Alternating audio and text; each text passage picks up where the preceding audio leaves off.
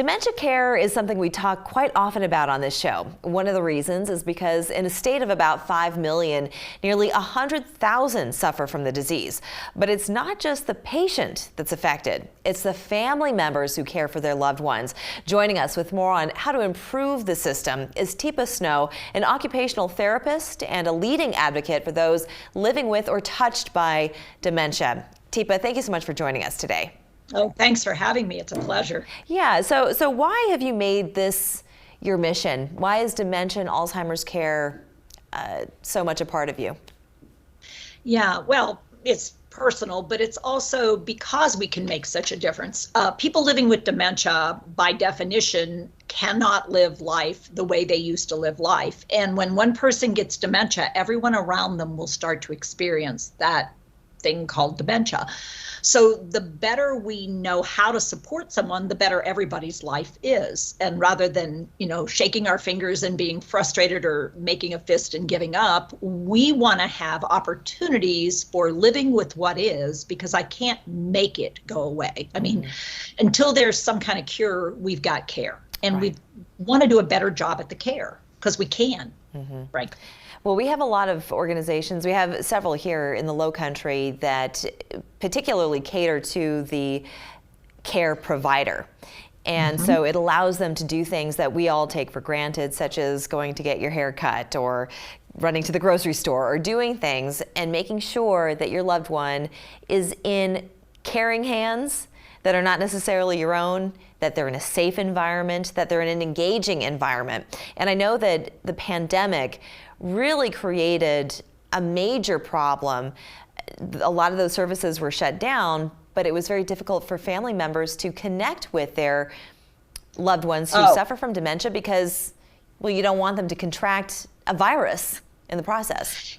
Yeah, so it's this hard place, and it felt like an either or. Yeah. Either I go and be with you and I put you at risk or put myself at risk, depending on where the virus was propagating itself, or you're socially isolated and alone, or I'm trapped with you at home. I mean, and I use the word trapped because I feel like we've got to stay by ourselves, and I then have no access to that support that I had before, whether it was in-home care or going out or day program or just being able to move in the environment. And that isolation, that sense of being trapped or being abandoned, both of those are harmful, both psychologically, but probably for people living with dementia, more important, physiologically. I mean, there are actually physiological consequences to being alone or being trapped.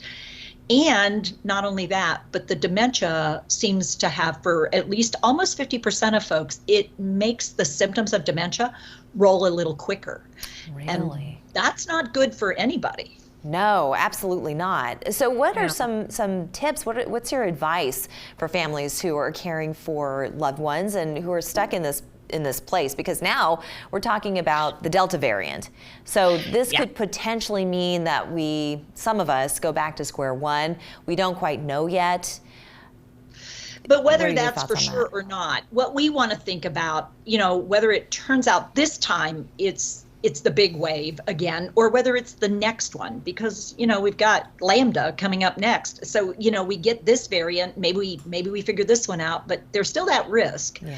So what we want to think about is forming threesomes rather than just twosomes to start with. So even if I'm going to be more isolated, I want to think about, if the person is living with dementia, I want us to have somebody who can partner like this and somebody who can partner like this. So the three of us, so looking around for a third party from the very beginning, like acknowledging, I want to bring somebody into our relationship that we have trust in, that has in the same situation. So because I know I'm going to need a break. I know I've got to sleep, and they may not sleep on the same cycle I'm sleeping on.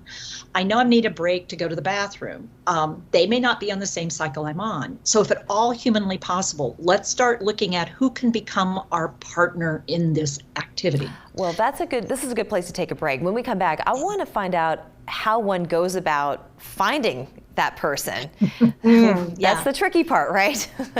And it may not be a person. And that's where we have to expand our view of the world of support. Well, let's talk about that in 2 minutes, shall we?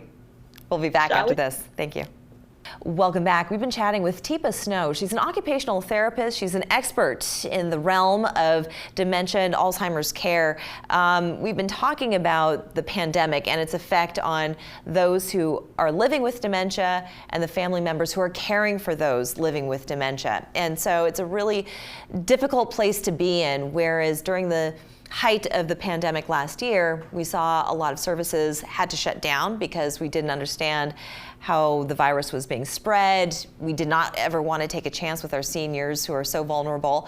But now we're looking at a Delta variant. We're kind of staring that down in the face. So we've got to come up with a strategy here. What are what would you say is your advice to help someone cope better in this next round? And so we were talking before the break about a threesome. That's right. And we immediately start thinking of a third person, and that would be great if you have somebody you can pull in.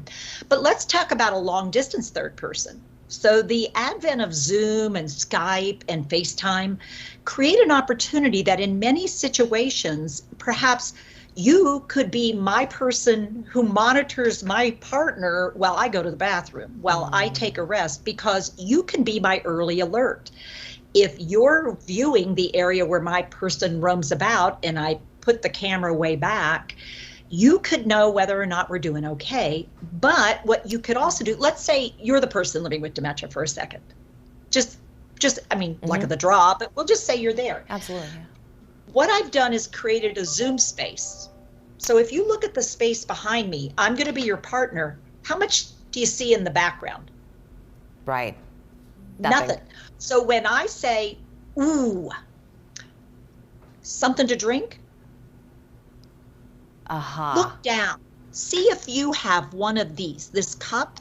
Oh, I see. Yeah. Look around. Have you got one? You got a cup where you are? Oh, me? You're asking me? Yeah, you. Oh, I'm sorry. I thought you were role playing. I have to be prepared for that moment. As a matter of fact, I do. With me, guess what? Yeah.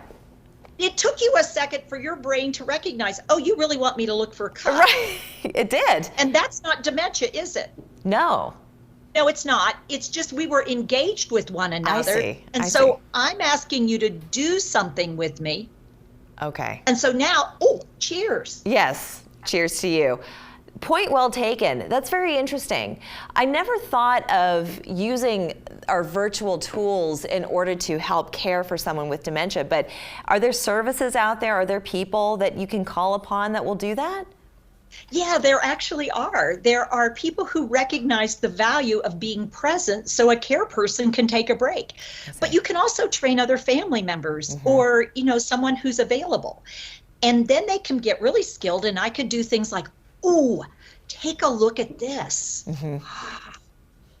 These are beautiful. Now, this is what you have planted out front, isn't it?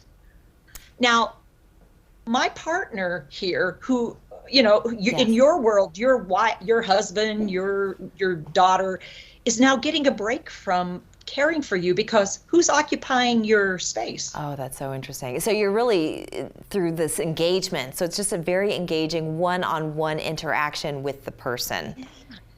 Yeah. That's marvelous. I could read to you. I mean, there are all kinds of opportunities here. I could show you familiar things from your past, our past. And with the share feature, boy, have I expanded. Or we might be talking about an animal, a dog, a cat. Yeah.